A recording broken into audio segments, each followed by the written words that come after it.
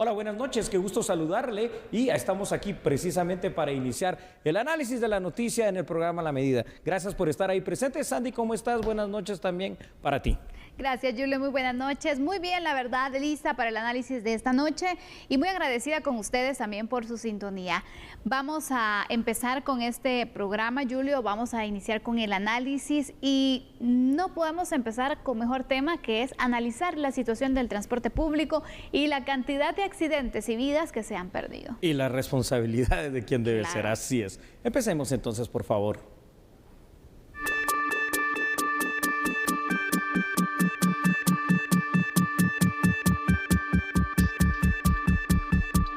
Homicidio culposo es el delito por el que se busca que los propietarios de las líneas de transporte extraurbano que se han visto involucradas en accidentes de los últimos días enfrenten juicio. Esto tras la muerte de por lo menos 6 menores de los percances suscitados en Quetzaltenango, Zacatepeques y Misco. Lamentablemente la niñez y adolescencia se está viendo afectada y si bien se han procedido a las detenciones de los pilotos de los automotores, creemos que aquí hay una responsabilidad de fondo por parte de propietarios, por parte de las personas responsables de garantizar la seguridad de los usuarios y es por ello que nosotros pues hemos tomado esta decisión de accionar ante el Ministerio Público para pedir que se inicie una investigación a fin de determinar la responsabilidad penal, no únicamente, insisto, de los pilotos, quienes también la tienen, sino aquellas personas que son las encargadas de garantizar que las unidades cuenten con las medidas de seguridad necesarias, que estén en buenas condiciones, pero también los responsables de contratar a los pilotos. Hemos visto cómo hay pilotos de escasa experiencia, que apenas son mayores de 18 años y que no cuentan con la experiencia para conducir este tipo de vehículos. Las denuncias serán interpuestas este miércoles en la sede central del Ministerio Público para que las autoridades inicien las averiguaciones, principalmente por unidades en mal estado o pilotos no capacitados. El proceso de investigación respectivo, pero consideramos que inclusive podría existir homicidio culposo por parte de los propietarios de las empresas de transportes al no garantizar la seguridad, caer en actos que a nuestro juicio son negligencia. Bueno, esto tenemos que analizarlo de una manera bastante clara porque aquí los responsables tienen que ser efectivamente eso, responsables todos y cada quien en la dimensión que le corresponde. Hasta el momento y a la fecha, normalmente cuando pasan estos hechos de tránsito, por supuesto que cuando hay muertes se tipifica como un homicidio culposo. ¿Qué significa eso? Es un homicidio que fue la muerte de persona o personas que fue cometido por imprudencia, por negligencia o por impericia. Pero hasta el momento, Sandy, solo se persigue penalmente al piloto. Pero aquí hay personas que también hay responsables de esto. ¿Por qué? Porque, a ver, ¿cómo le vamos a quitar la responsabilidad al dueño de los transportes que no cuida que el piloto tenga la pericia del caso? ¿Cómo le vamos a quitar la responsabilidad al dueño de los transportes de carga o transportes de pasajeros que las llantas están mal, que el sistema de frenos está mal, que no le da mantenimiento mecánico a su automotor? No se puede. No, definitivamente no. Pero mira, Julio, este es un tema de responsabilidad compartida. Es decir, los dueños de los transportes, claro que tienen responsabilidad. ¿Correcto? Y también deben responder. Pero también dársele de seguimiento entonces a la detención del piloto, que en muchas ocasiones se dan a la fuga y ahí se quedó, con que el piloto se dio a la fuga y no sabemos nada más. Entonces también es necesario que pueda tener un registro y tal vez aquí deduciendo responsabilidades a los transportistas, ellos se preocupan con tener mayor información sobre las personas que están trabajando para ellos y de esta forma también colaborar con las autoridades para poder ubicarlos y que los pilotos también puedan presentarse, no puedan ser juzgados por la situación que se ha presentado. Porque mira, en el caso de que, por ejemplo, la unidad no estaba bien, no estaba en óptimas condiciones, no tenía mantenimiento, las llantas estaban lisas, todo eso yo te digo, sí es mucha responsabilidad del transportista. Pero si, por ejemplo, el piloto iba distraído con el teléfono manejando y eso provocó un accidente, eso se escapa hasta cierta parte del empresario, pero ellos tienen que tener control de las personas que están trabajando para ellos en las unidades. Sí, yo creo que aquí habrá que hacer un análisis bastante profundo de esta situación, pero lo que sí es cierto es que esto no puede seguir sucediendo. No, claro. Y algo hay que hacer. Entonces, no podemos quitarle la responsabilidad a quien responsabilidad tiene, porque es cierto, es decir, el tema de que un piloto, por ejemplo, maneje a exceso de velocidad, eso escapa en ese momento del dueño de ese transporte, pero no escapa el hecho de que no tenga la licencia licencia correspondiente. Claro, no escapa lo que tú dijiste, claro. que no se tengan después los datos de dónde ubicarlo. No escapa el hecho de que le des un bus de estos, un camión de estos a alguien que no tiene los 25 años de edad. Entonces, aquí hay situaciones que habrá que ver en cada uno de los casos. Si es por esa situación de que el otro va distraído, va a excesiva velocidad, pues por supuesto que la responsabilidad del propietario, entonces sí ya tendría que ser del ámbito civil. Esto también hay que entenderlo y comprenderlo, particularizándolo en cada uno de los casos. Yo lo que veo aquí, la verdad, como parte positiva de este tema es que ya se está buscando ir para que los casos no queden impunes, Julio, porque mira, ¿cuántas personas han perdido la vida en accidentes de tránsito? Los famosos busazos, ¿no? Claro. Y hemos visto sentencias, yo de verdad no me recuerdo de alguna, ni siquiera recientemente. Exactamente, sí. Entonces las familias merecen respeto y merecen justicia, entonces también hay que poner pues la situación, ya aplicar la ley y poder actuar de una forma más drástica con situaciones como estas, porque se siguen registrando, Julis, lo van a seguir haciendo si no se hace algo. Ahora, te digo algo antes de los datos. Sí tienen una responsabilidad casi todos, el 90% de los dueños de estos transportes, al no querer admitir que se pongan los dispositivos para disminuir la velocidad. Ahí hay una responsabilidad ya bien grande. Totalmente. Partiendo por allí. Que podría ser un factor que vendría a beneficiar en cuanto a la reducción de los accidentes, ¿no? Correcto. Uno de tantos factores que hay que poner en práctica. Uno de muchos, ¿verdad? Vamos con datos. Claro. ¿Te parece? Muy bien, gracias. Nuestra producción ya los tiene ahí en pantalla. Y es que precisamente, Sandy, los propietarios de los transportes de carga y de pasajeros involucrados en accidentes son, por el momento, solidariamente responsables. ¿Eso qué significa? Bueno, significa que su responsabilidad se ve, entre comillas, limitada únicamente a resarcimientos económicos, que por cierto tampoco es que los he visto, porque si no se siguen los procesos penales, pues obviamente esto no se da. Sin embargo, quizá podría pensarse en otro tipo de denuncias, pues también son responsables de no mantener sus unidades en condiciones adecuadas en muchos casos. De igual manera, los propietarios de transportes tienen responsabilidad al momento de permitir que personas que no están aptas, que no están capacitadas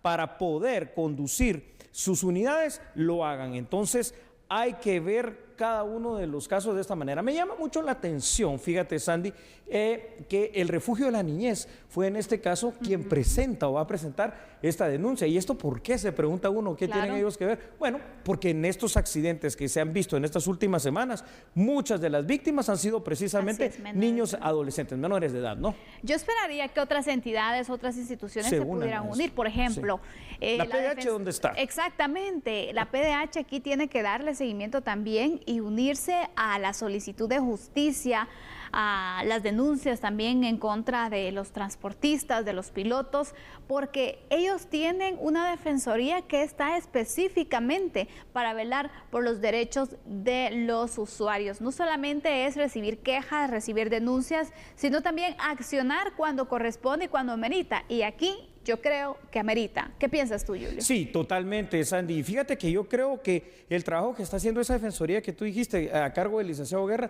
termina siendo bueno. Lo que pasa es que tiene activo. ¿Verdad? Sí, claro. Es correcto. Pero me refiero a las altas autoridades, llamémosle así, de esa forma, de esta institución. ¿No? Son decisiones que se toman institucionales y vienen desde arriba, ¿no? Claro, ¿sabes por qué? Porque al final de cuentas uno de los derechos fundamentales es la vida y aquí no se está garantizando la vida. Pero también aquí hay que sumar otro tipo de autoridades. Y estamos hablando de todas aquellas autoridades que de una u otra manera tienen que ver con dos cosas. Primero, con el tema del tránsito como tal y el otro con el tema del transporte cualquiera que este sea, de carga o de pasajeros. Pero lo cierto, Sandy, es que hay que empezar a poner orden. A mí me gustaría también escuchar de alguna otra forma que hay un pronunciamiento de parte del Congreso mismo y que se diga, no, la ley, señores, y el reglamento ya está, pues que se cumpla. Ver acciones legales como amparos para que esto de verdad se implemente, pero por el momento no las vemos. Y recordemos que en el Congreso también hay comisiones de trabajo específicas para temas como estos. Es correcto. Que por ahí incluso podría venir el pronunciamiento, podrían venir acciones que se pueden entonces ir gestionando a lo interno del Congreso de la República, pero bueno, veremos qué pasa en los siguientes días, ¿no? Porque ahorita ya pasaron, de verdad, ya pasaron varios días del 2022, ya se han registrado varios accidentes de tránsito, ya varias personas han perdido la vida. ¿Qué estamos esperando? esta situación no se va a detener, Julio, lamentablemente. No, no se va a detener. A mí lo que me parece muy bien de esta denuncia que pretende hacer Refugio de la Niñez es el hecho de que finalmente podamos tener a más personas involucradas responsables, porque hay responsabilidad para ver si así, por la parte de los transportistas, esto se frena. Vamos con otros datos. Adelante. Muy bien, ahí los tiene usted, por favor, en pantalla. Y es que normalmente se persigue penalmente únicamente al piloto responsable de un accidente causado por transportistas. Ahora, en muchas ocasiones sucede que ni siquiera eso se logra. Por parte de las autoridades, pues existe la costumbre de estos pilotos de huir para poder evadir su responsabilidad penal. También debería sancionarse a las empresas como tal, a la empresa en sí, a la sociedad anónima, a través de la cancelación temporal o en todo caso total de los permisos correspondientes para poder operar, y esto vas a ver cómo va a funcionar. Se requiere de un mejor y mayor control también de parte de las autoridades encargadas de tránsito para poder actuar de una manera que sea preventiva y no de una manera que al final de cuentas termina siendo reactiva y que solo nos lleva a muerte. Así es, son varias instituciones las que de verdad esperemos que se puedan sumar. Julio, pero esta situación no se puede investigar de oficio. Sí, se tiene. ¿Sabes por qué? Por una razón bien fundamental que acabamos de decir. El derecho a la vida es eso, es un derecho fundamental, es un derecho humano y es un derecho que tiene que ir por sobre todas las cosas, porque si no garantizas ese derecho, aunque todos son importantes en los derechos humanos, ya no puedes garantizar ningún otro. Entonces deberían de ser cuestiones que se sigan de oficio y cuestiones en las cuales no importa si hay o no parte pidiente, pero aquí vamos a la otra parte, es decir, ya tú lo has dicho muchas veces, no tenemos la tecnología como tal para determinar muchas cosas, en este caso de accidentes en el INASIF, pero es que tampoco tenemos un sistema de justicia que responda de una manera veloz y que veamos realmente penas fuertes a imponer. Y ahí también hay que ir pensando, cuando hablamos de reformar y fortalecer ciertos temas y ciertos sectores, el transporte público es uno de ellos. Sí. El tema del control también del tránsito, me refiero a tanto el transporte público como el transporte pesado, incluso los vehículos particulares, porque aquí en accidentes hemos visto también vehículos particulares, no vamos a tachar únicamente a un sector, de verdad. Varias personas en cualquier medio de transporte han manifestado la imprudencia al volante. Entonces, el punto aquí es que necesita el país mayores controles en este tema. Fortalecimiento también al tema del transporte a nivel general, Julio, y poder también darle mayor atención a esta situación, porque el descontrol que tenemos actualmente también es otro factor que te diría provoca accidentes de tránsito. El descontrol inicia desde el momento en que permitimos que buses escolares viejos y desvencijados que vienen de Estados Unidos se repotencien aquí para utilizarlos como buses que van a transportar pasajeros, ¿verdad? Entonces, ya desde ahí estamos bastante mal. Otra de las cosas, creo yo, que van a ser fundamentales también para que esto empiece a cambiar de una manera, reductores de velocidad, denuncias, mejores controles y operativos de tránsito, va a ser el hecho de incrementar las penas. ¿Sabes por qué? Porque las penas pueden llegar hasta los 15 años en este momento cuando hay muertos por transporte pesado o transporte de carga o de pasajeros. Pero esto hay que subirlo y hay que poner corresponsables también a quienes así lo son. Entonces, ahí le dejamos este tema para que usted, por favor, en casa tenga la mejor de las opiniones finales. Continuamos aquí en A la Medida. Y ahora conozcamos noticias de carácter económico, porque a pesar de la pandemia, el registro de empresas mercantiles incrementó en el 2021. Durante el 2021 se registraron 51.801 empresas, un 23% de crecimiento comparado con el 2020. El aumento también se registró en el registro de comerciantes individuales. Con el tema de los comerciantes individuales también se vio un aumento en la inscripción de personas como comerciantes individuales, porque no necesariamente el hecho que hayan más empresas se ve reflejado en que hayan más comerciantes individuales, pero en este caso también el número es positivo. En el 2020 se inscribieron 24.815 comerciantes individuales versus el 2021, en el cual se inscribieron 28.919 comerciantes individuales, lo cual refleja un crecimiento del 16.53%. Del 2021 respecto al 2020.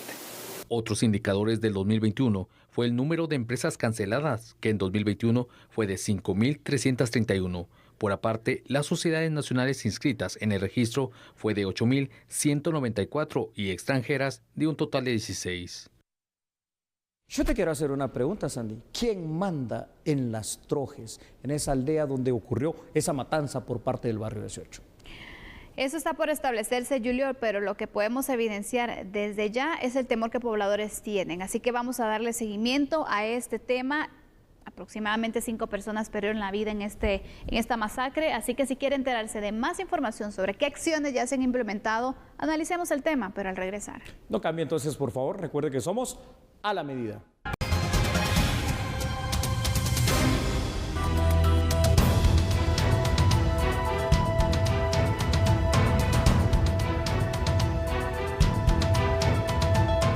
Quizá usted allá en casa, Sandy, como televidente, se esté preguntando, bueno, un ejemplo de esa desesperación ciudadana ante tanta inseguridad, ante tanto acoso de algunos estratos criminales como lo son las maras, lo que sucedió precisamente en la aldea de Amatitlán, denominada y llamada Las Trojes.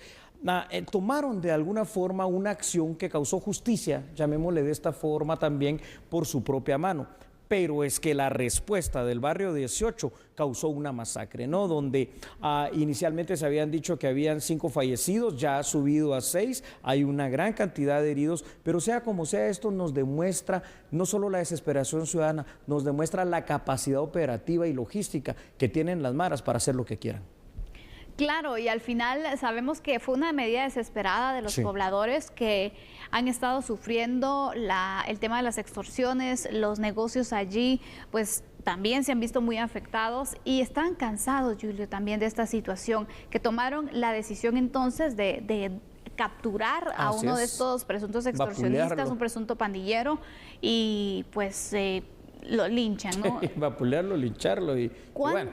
¿Cuántas veces no ha pasado este tipo de situaciones? ¿Cuántas veces no han agarrado a un delincuente, a un presunto delincuente y lo han linchado? Realmente no es el mejor sistema, pero se ha hecho, pero nunca, o yo no recuerdo en los últimos años, Julio, que se hubiese tenido una reacción como esta, donde directamente les dicen, ustedes pueden estar molestos, pero aquí nosotros vamos a continuar delinquiendo prácticamente, ¿no? Imponiendo su poder ante los vecinos. Qué difícil. Porque eso significa precisamente un ejemplo claro de esa anomia que tanto hemos hablado aquí. Es decir, ahora, ya con esto que sucedió, hay presencia policial, hay presencia del Ejército de Guatemala y ha llegado y se ha restablecido, digamos que, entre comillas, el orden en Las Trojes, la seguridad y la paz. Pero ¿qué va a pasar cuando se retire esa presencia policial, esa presencia del Ejército?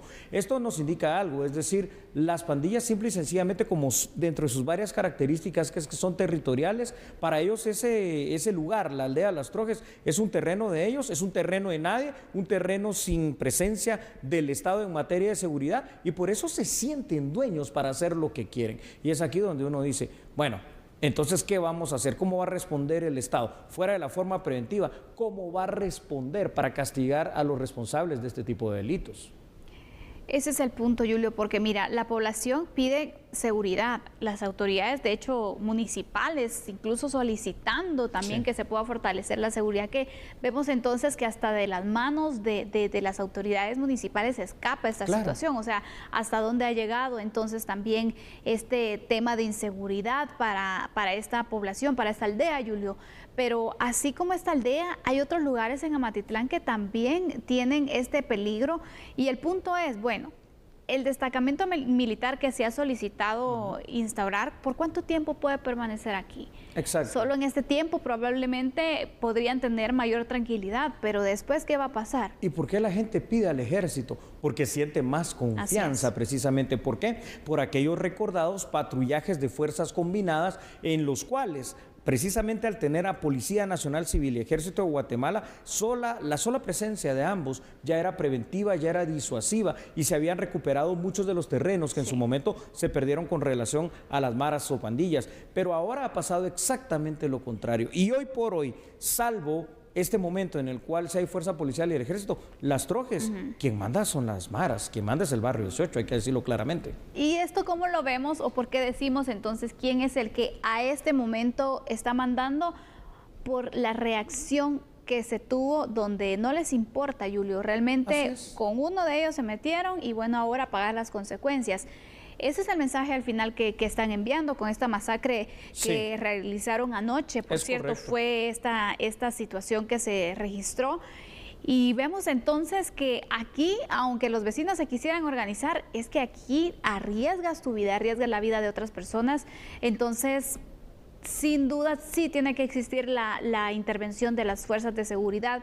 Yo creo que ese tema de que el ejército ya incluso pueda apoyar a la policía está bien y debería ya de reglamentarse, Julio, porque sabemos que la policía hace su esfuerzo, hace su trabajo, pero también no se dan abasto. No se da abasto. Imagínate, ni siquiera llegamos al número de agentes que debería de existir por la población que nuestro país tiene. No digamos entonces atender tantas necesidades porque hay muchas comunidades que también están solicitando la presencia policial. Así es, antes de ver los datos, no justificamos obviamente que hayan linchamientos por parte de la población, solo lo entendemos por la desesperación, ¿verdad?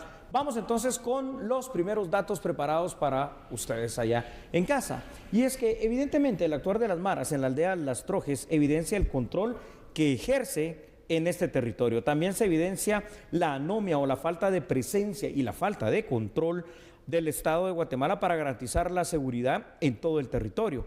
Las maras desde sus inicios han sido territoriales. Conforme pasa el tiempo, han mostrado una capacidad operativa para poner de rodillas literalmente a la sociedad guatemalteca. La masacre, porque así hay que llamarla, de Las Trojes, Sandy, es un claro ejemplo de la falta de control por parte del Estado, en este caso de una pequeña porción territorial. Pero aquí hay que preguntarnos algo, y esto es lo dramático. ¿Cuántos casos como Las Trojes hay a nivel nacional? En el departamento de Guatemala, en el departamento de Escuintla, de Chimaltenango, de Quetzaltenango, en cualquier lugar de nuestro país, donde no se tiene ese control en materia de seguridad. Exactamente, Julio. Mira, hemos visto en otros casos que, por ejemplo, el ejército puede ser puede incluso atemorizar más a las estructuras. Claro, podría ser, porque hemos visto también que en lugares aquí en la ciudad, por ejemplo, donde se sufre de extorsiones, los puestos, las tiendas, cualquier comercio, que cerca ha estado una estación de policía, igual así llegan a atacar, llegan a cobrar la extorsión. Entonces cambia un poco la situación cuando ya existe más presencia y más patrullajes también por parte de elementos del ejército. Y aquí yo recuerdo una situación en una colonia de la zona 18, donde también ya mucha gente incluso había abandonado sus viviendas porque las maras ya se habían apoderado de ese territorio, llegaron a recuperar este lugar con un destacamento militar. Y ya se recuperó. Exactamente, entonces podría ser una de las estrategias, pero el punto aquí es dejar actuar también al ejército para que pueda ayudar. Si tienen a los soldados ahí también para que apoyen a la policía, ¿por qué no hacerlo? La estrategia es clara, la hemos hablado aquí en varias ocasiones, es tal y cual tú lo pintaste. Se llama la teoría de las ventanas rotas, ir recuperando espacio por espacio. Hoy se recupera la aldea Las Trojes, pero no se abandona, se mantiene. Es más, se organiza de mejor manera. Que se organice la aldea, la comunidad de los líderes, sí, pero en coordinación con la Policía Nacional Civil, en coordinación con la municipalidad y la Policía Municipal y una presencia ahí estatal. El tema del ejército en esos patrullajes combinados, que al final de cuentas constitucionalmente sigue estando allí, su función de seguridad, es más bien una mala interpretación de los acuerdos de paz por parte de aquellos llamados por tu servidor pseudodefensores en materia de derechos humanos. Sí, señores, pero miren, pues están matando a nuestra gente. Entonces, hoy más que nunca, ante este conflicto de cuarta generación o guerra asimétrica contra narcotraficantes, contra mareros, contra extorsionistas y contra, por ejemplo, tratantes de personas, tenemos que tener a los mejores y la mayor cantidad de elementos, hombres y mujeres, preparados en materia de seguridad en las calles. Efectivamente, y por supuesto también darles el equipo que es necesario, ¿no? Para que también puedan actuar en el momento que les corresponda, Julio. Mira, yo de verdad me solidarizo con toda la población de Las Trojes. Correcto. Porque qué situación más difícil de inseguridad. Aparte, ese miedo que te puede quedar que en cualquier momento estos delincuentes pueden llegar a nuevamente entonces querer imponer su poder, ¿no? y al final no puedes hacer nada. Los negocios cerrados hoy, Julio, eso representa pérdidas para una familia. Pero después no queremos migración, no queremos pobreza, no queremos violencia. Te digo algo, las Trojes terminamos siendo todos con ese temor. Vamos con otros datos, por favor. Allí en pantalla usted los ve gracias a nuestra producción. Y es que lo que importa en este momento es que el Estado de Guatemala recupere la paz, la seguridad y el control específicamente de este lugar del que estamos hablando. Esta situación debe además abarcar otras partes del territorio nacional, dándole la prioridad necesaria al tema de la seguridad pública y la seguridad ciudadana. Para recuperar el control en un territorio, Sandy, se necesita la presencia amplia, la presencia permanente de las fuerzas de seguridad del Estado. También la sociedad civil se puede organizar y coordinar acciones de manera conjunta con la PNC y con sus autoridades municipales, pero algo hay que hacer. Y así como se tiene que hacer en las Trojes, yo te diría, se tiene que hacer en los 340 municipios del país prácticamente. Sí, la verdad que sí, Julio. Las Trojes es un caso que bien nos podría dar a nosotros, o bueno, en este caso a las fuerzas de seguridad, un caso de recuperación del territorio, porque prácticamente está perdido, ¿no? Prácticamente aquí la seguridad pues ha fallado bastante y lo vemos entonces con este actuar.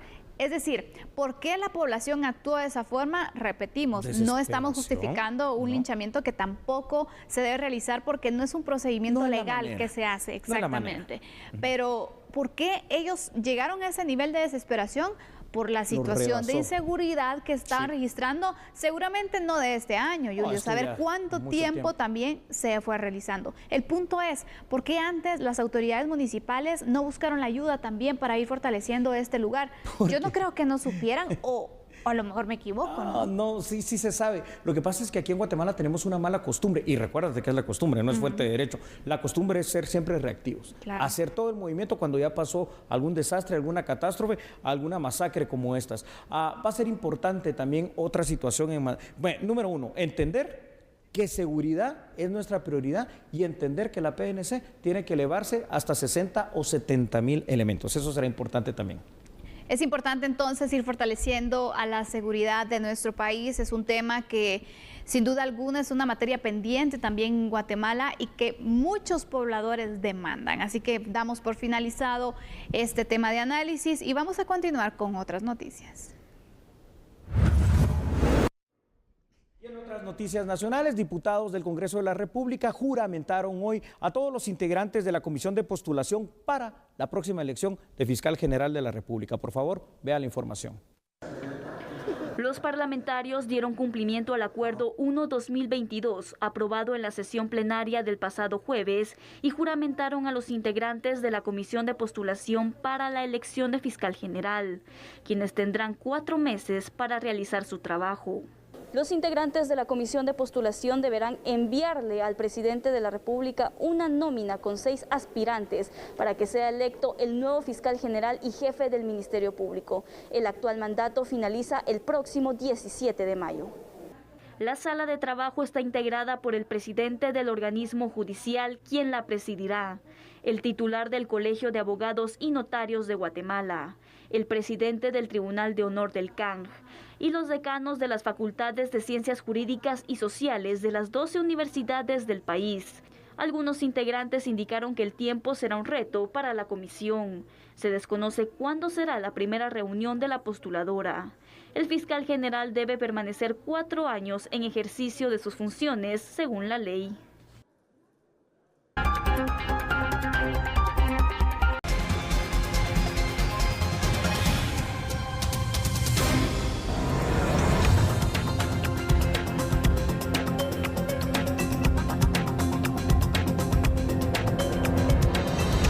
Se llevó a cabo la segunda mesa de diálogo donde estuvo presente el presidente Alejandro Yamatei y autoridades como el ministro de Gobernación, Defensa y líderes locales de Santa Catarina, Ixtahuacán y Nahualá, Sololá, cuyo objetivo es solucionar el conflicto territorial que en las últimas semanas han dejado más de 13 personas muertas. Señor presidente, pregunta si están de acuerdo en delimitar los límites generales que está en los registros judiciales y registros de la propiedad.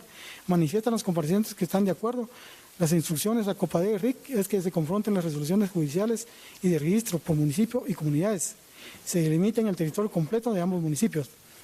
El problema se puede resolver en paz, ponerse de acuerdo el estudio, como lo establece el artículo 24 del Código Municipal, para que se eleve al Congreso de la República de Guatemala.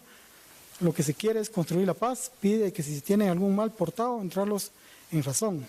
El martes de la semana entrante se reúnen en Nahualá, que el señor ministro ordene al Cuerpo de la Defensa, ordene al Cuerpo de Ingenieros, cumpla con evaluar los pozos de agua. Como ejecutivo dará la solución a los problemas. El representante de Santa Catarina y Ixtahuacán manifiesta que las propuestas que hace el señor presidente sean por escrito, confía en su persona y autoridad del país. El señor alcalde de Nahualá manifiesta que el día martes siguiente son bienvenidos para la siguiente reunión. 31º se termina la presente acta en el mismo lugar y fechas. Los diálogos entre las partes permitieron acordar el inicio de estudios para la definición de los límites territoriales de ambos municipios, lo cual fue catalogado por el gobernante Yamatei como un paso importante para lograr la paz en esa región. Desde la tierra del paisaje Sololá, reporta Mario Guzmán. La verdad que este análisis, televidentes y Sandy, es muy importante. ¿Por qué? Porque estamos hablando de un conflicto de más de 160 años que hasta el momento no ha logrado evitarse ni ha logrado frenarse. Pero hoy veo una acción distinta y eso sí hay que resaltarlo y rescatarlo. Es decir, veo una mesa de diálogo instalada que hoy considero yo de muy alto nivel, ¿no? Desde la presencia del presidente de la República, del señor ministro de la Defensa, el ministro de Gobernación y las principales autoridades y líderes también comunitarios de lo que es Santa Catarina, Ixtahuacán y Nahualá. Llegaron a varios acuerdos, por cierto, de decirte, Sandy. Entre ellos, el primero, que a través del Ejecutivo, con la participación del registro de información catastral, se puede hacer un estudio para delimitar exactamente cuál es el límite territorial que le pertenece a uno y a otro municipio. En conclusión, estamos hablando pues de que hay acuerdos que ya empiezan a ser sustantivos y ojalá sostenibles. Ojalá, Julio, pero el punto aquí es que, bueno, se empieza por algo y qué bueno que al final entonces también se puedan sentar las dos partes y poder definir entonces cómo se va, qué línea de acción se va a seguir también para tratar de resolver este tema. Para empezar entonces, si una de las excusas que siempre se indica es que es conflicto por límites territoriales, bueno, aquí vamos a definir y vamos a ver si realmente ese es el motivo de este conflicto que ha durado tanto tiempo, aunque sabemos, y hay también investigaciones, que hay otras circunstancias que están agravando la situación, que también esperamos acciones en esos temas. Exactamente, porque una cosa es que me digas, mira, es que son más de 800 caballerías las que se están disputando, más de 44 manzanas, aparte de esas caballerías, es más que un tema de agua para cada uno de los municipios. Sí, hay otros factores definitivamente exógenos que también allí habrá que averiguar, habrá que establecer. Por de pronto, uno de los principales, te digo, que se le tiene que dar mucho seguimiento, es el poder llevar ante los tribunales de justicia a aquellos responsables por los cuales se está ofreciendo una recompensa de una matanza también que podemos calificar como una masacre que pasó el pasado mes de diciembre, ¿no? Donde inclusive se atrevieron a matar a niños, pues gente que no tiene nada que ver en este conflicto. Y en este programa hoy le hemos estado resaltando mucho el tema de la no impunidad. ¿Es correcto? En el tema de la justicia para las familias, y aquí no podemos dejar entonces por un lado también esta solicitud. Esas muertes no deben quedar en la impunidad, Julio. Esas muertes deben investigarse también quiénes fueron los actores intelectuales, porque son personas al final que ni siquiera estaban, entonces, ¿qué te dirías? Que estaban en una guerra y están atacando a otras personas. No, son personas que estaban en el medio de este fuego cruzado. Exactamente. Ahora vamos a entender de mejor manera algunos de los acuerdos concretos a los que se llegó el día de hoy. Veámoslo, por favor, a través de estos datos, gracias a nuestra producción. Y es que aquí hay que entender lo siguiente. Hoy se realizó una mesa de diálogo que, como ya lo dijimos, es de bastante alto nivel, con la participación del presidente, ministro de la Defensa, ministro de Gobernación y de las máximas autoridades de estos dos municipios de Nahualá e Ixtahuacán. Uno de los primeros acuerdos sustantivos es esa aceptación para que el gobierno de la República pueda definir los límites territoriales entre ambos municipios. Además, te digo aquí, Sotoboche, aunque esto no está escrito, se comprometieron a respetarlo. Y esto ya es bueno, ¿no? Lo que delimiten. Concretamente, el estudio de límites quedó a cargo del Registro de Información Catastral RIC y se espera que sea el primer paso para llegar a una paz que ahora sí sea permanente. Teóricamente, al conocer y al aceptar cuáles son los límites territoriales de ambos municipios. Deberían de respetarse en primer lugar por ambas poblaciones y sería el primer paso que demostraría la voluntad para poder llegar a acuerdos firmes, porque no solo es el tema limítrofe el que hay que resolver, es uno de tantos temas. Así es. Aparte de esto, Julio, es bueno, cada autoridad local debe también empezar con un proyecto o al final con un plan de información a sus comunidades. Porque, por ejemplo, ellos pueden decir, estamos de acuerdo, pero realmente cómo lo va a tomar el resto de la población. También es importante poder pensar entonces en cómo se le va a llegar a la población, cómo se le va a explicar también la situación y de esta manera, imagínate que estén de acuerdo las autoridades, pero al final la población no, esto va a seguir entonces el conflicto. El punto es buscar y mantener informada también a la población sobre los acuerdos que se están llegando, la forma en la que se va a buscar la resolución del conflicto, que estén enterados, porque el desconocimiento también causa es arriesgado. Claro. Comunicación y sensibilización de lo que se está haciendo. Eso es importante. Hoy por hoy podemos ver una tranquilidad, una paz y una calma, pero es porque hay una fuerte presencia del Ejército de Guatemala en el lugar, hay una fuerte presencia de un contingente también de la PNC resguardando la seguridad en estos sitios. Ahora, esos contingentes de seguridad de PNC y del Ejército van a tener que permanecer durante el tiempo de la negociación y probablemente algún tiempo después. Pero aquí tenemos que empezar a escarbar cuáles son todas, porque no es solo una, todas aquellas causas que no han permitido que después de 162 años estas dos poblaciones encuentren la paz. Y es más, que ha costado no sé cuántas vidas a este punto. Entonces, hay más acuerdos también a los que se llegaron hoy. Vamos a ir avanzando entonces con estos puntos de acuerdos que se lograron y quisiera que tú, por favor, Julio, nos pudieras ir entonces enlistando. Claro que sí, Sandy, con mucho gusto vamos a verlos ahí en pantalla, por favor, para que todos los compartamos. Y es que dentro de otros acuerdos sustantivos importantes a destacar está la firme voluntad para poder llevar ante la justicia a los responsables de la matanza ocurrida en diciembre del año pasado. A su vez, se ratificó por parte del presidente de la República el ofrecimiento de otorgar 50 millones de quetzales destinados a proyectos de inversión para cada uno de los municipios. Otro tema a resaltar es que existe un aparente acuerdo para que cada municipio y para que las comunidades de estos cuenten con un sistema de agua que sea independiente. Y aquí va a estar la participación del Ejército de Guatemala a través del Cuerpo de Ingenieros. Lo que se espera es que el resultado final de estas mesas de diálogo signifique el fin de las hostilidades entre Ixtahuacán y Nahualá y que la paz llegue finalmente a ambos municipios. Ahora, habrá que preguntarse, ¿habrán otro tipo de temas acá que habrá que investigar? ¿Otro tipo? Sí, los líderes negativos, por ejemplo, que fomentan esto. ¿Algún otro tipo de estrato del crimen organizado? Que se investigue. Por supuesto.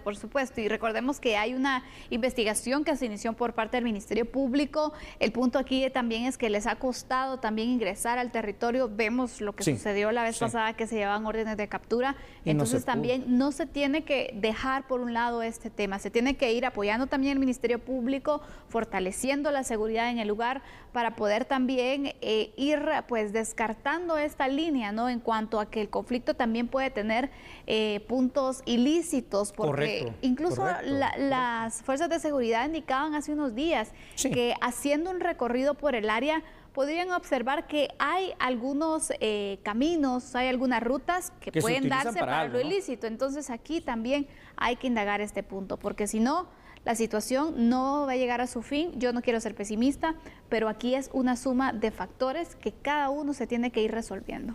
Hoy veo un buen comienzo de una mesa de diálogo finalmente. Algo que no se había hecho y que se tardó tanto tiempo también. Exactamente, esto que estamos viendo hoy no se había hecho en tantos años. Entonces, esta es la diferencia. Ahora estoy de acuerdo, por supuesto que todos los acuerdos a los que se lleguen aquí ya es responsabilidad, por ejemplo, de los alcaldes, sus líderes en sí de la corporación municipal, los comunitarios y todos ellos, el poder empezar a transmitirlo. Porque también hay que ser claros en algo, ¿no? Después de 162 años de conflicto, algún clima de tensión en mucha gente también habrá. Y esto pues hay que empezar a calmarlo, hay que empezar a construir lo que denominamos la cultura de paz. Exactamente, y una cultura de paz que es tan necesaria, que probablemente no va a ser fácil, pero es algo que de verdad es una tarea pendientes. Es algo que se le debe a la población de Nagualá, de Santa Catarina, Ixtahuacán, que por tanto tiempo han estado sufriendo las secuelas de este enfrentamiento, que han tenido que perder a seres queridos y que sin duda alguna están a la espera de poder vivir con paz, con tranquilidad y sin temor. Así es. Tal vez como conclusión, una sugerencia de algunos otros actores que eventualmente podrían integrarse acá. Las iglesias católicas y evangélicas con amplia representación en ambos municipios y también todos aquellos representantes de la espiritualidad maya. Esto hay que recordarlo bien para que entonces al final de cuentas con todos estos líderes, ahí sí se empiece a construir ese camino de paz tan anhelada entre Nagualá e Ixtahuacán. Buen comienzo, me pareció muy bueno. Finalizamos el análisis de este programa. Vamos a regresar con otras noticias que también hoy marcaron la jornada, Julio, así que continuamos en unos momentos. Por favor, no se despegue el televisor. Nosotros somos A la Medida.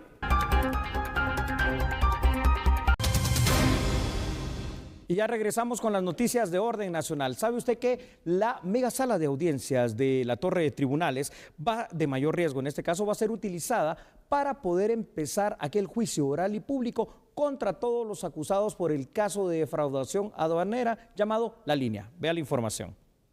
Este lunes 17 de enero, las juezas del Tribunal B de mayor riesgo iniciaron el juicio en contra de Otto Pérez Molina, Roxana Valdetti y otras personas por haber defraudado al Estado de Guatemala por 28 millones de quetzales. El expresidente de la República, Pérez Molina, pidió que se cancelara el inicio del debate oral y público, alegando que no se estaba respetando el distanciamiento social dentro de la sala de audiencias por el COVID-19. Las juezas indicaron que se buscarían los mecanismos para cumplir con los protocolos de bioseguridad. Al Tribunal de Sentencia Penal le fue prestada la megasala de audiencias para casos de mayor riesgo, ubicada sobre la 9ª Avenida y 21 Calle, en la zona 1 de la ciudad capital. Dicha sala tiene capacidad para 300 personas. En esta serán ubicados los 30 procesados, abogados, representantes del Ministerio Público, la Procuraduría General de la Nación y la Superintendencia de Administración Tributaria SAT. A criterio de la Fiscalía Especial contra la Impunidad del Ministerio Público, el dinero fue recaudado a través de cobros ilegales que realizaron en 3 aduanas del país, al cual llamaron cola o línea. El pago ilegal permitía agilizar el ingreso de los contenedores sin pagar los impuestos de ley. El juicio por defraudación La Línea se retomará este miércoles 19 de enero en la megasala de audiencias. Se tiene previsto que el debate finalice en agosto de este 2022 con el veredicto final de las juzgadoras. Y la Municipalidad de Guatemala llevará a cabo el plan piloto de la línea Transmetro que operará en la zona 5, que por cierto será la primera vez con buses eléctricos. Como parte del proyecto de movilidad urbana, la Municipalidad de Guatemala presentó el plan piloto Transmetro Línea 5, que recorrerá un circuito de 12 kilómetros con 16 estaciones y que espera movilizar a más de 40,000 usuarios diariamente. Para ofrecer un transporte ecoamigable, se dispondrá de una flota de 24 buses eléctricos para 50 pasajeros cada uno. Durante el plan, que durará 3 meses aproximadamente, el transporte será gratuito. Estamos iniciando las pruebas de la línea verde. La línea verde es el esfuerzo de colocar buses eléctricos en la ciudad de Guatemala. Tiene que ver con la electromovilidad y tiene que ver también con una tendencia de la cual la ciudad de Guatemala no puede quedarse fuera, y es la tendencia de poder hacer un recambio en la forma en la que nos movemos, utilizando buses eléctricos, reduciendo la contaminación. El bus eléctrico que tenemos el día de hoy es un bus eléctrico que va a estar recorriendo durante cerca de 3 meses y medio, casi 4 meses, la zona 5. Línea 5 del Transmetro tendrá conexión con otras líneas en su extremo norte con el eje 6, 7 y 18, mientras que en el extremo sur con los ejes 1, 12 y 13. Las pruebas se estarán realizando para determinar la capacidad de aceleración y frenado, tiempo de recorrido, frecuencias, acercamiento a las estaciones, duración de las baterías en tránsito, desplazamiento en pendientes y regeneración de carga.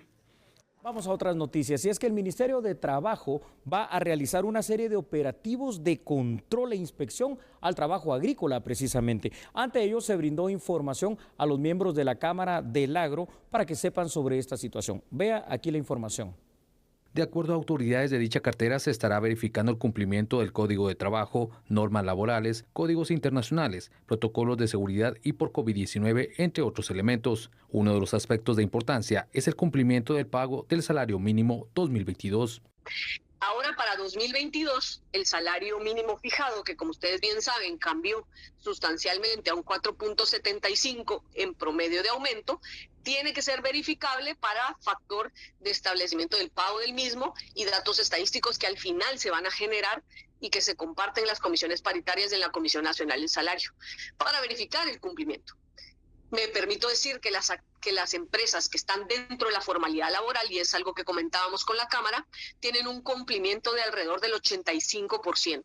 Es decir, que en su gran mayoría las empresas dentro de la formalidad laboral cumplen con el pago del salario y cumplen con el pago de prestaciones. Aquí es donde viene un papel esencial de ustedes como agremiados en las cámaras. Aquel que no cumpla con las obligaciones laborales está generando competencia desleal contra el que sí cumple. Y ahí es donde debe estar la intervención de la Inspección General del Trabajo. El último informe establece que dicho sector tiene un cumplimiento laboral del 85%. Asimismo, junto al Seguro Social, arrancarán operativos conjuntos en marzo próximo. El Ministerio de Energía y Minas dio a conocer detalles sobre la solicitud de ampliación presupuestaria que realizó ante el Ministerio de Finanzas. El ministro de Energía, Roberto Pimentel, informó que la solicitud de ampliación del presupuesto solicitado servirá para pagar el subsidio del gas propano, tomando en cuenta el gasto desembolsado en diciembre por el incremento de este derivado del petróleo. La iniciativa que aprueba la ley de apoyo temporal a los consumidores de gas propano fue aprobada en el mes de diciembre, cuando ya el presupuesto del Ejecutivo y por tanto del Ministerio de Energía y Minas ya había sido aprobado. De hecho, nos pasó también con la parte del apoyo que se dio en diciembre pasado, porque tuvimos que hacer una ampliación en diciembre al presupuesto del Ministerio para que nos pudieran dar los fondos que fueron trasladados a las empresas. Lo mismo se tuvo que hacer ahorita y efectivamente ya fue aprobada la primera ampliación al presupuesto del Ministerio de Energía y Minas, que nos permitirá en el futuro cercano, esto es antes de que termine esta semana, pagar a las empresas pues el aporte que dieron en la segunda quincena del mes de diciembre y por supuesto continuar con la primera de enero. El pago pendiente a las empresas que realizaron el aporte es de 44 millones. El primero se hizo efectivo por los comerciantes en la segunda quincena de diciembre de 2021 por 24 millones de quetzales y el segundo en la primera quincena de enero por 20 millones, informó el ministro Pimentel. De verdad, como siempre, muchísimas gracias por su fiel sintonía y mañana aquí lo invitamos para que comparta otro programa de análisis. Así es, le deseamos un reparador descanso. Hasta mañana. Hasta luego. Chao.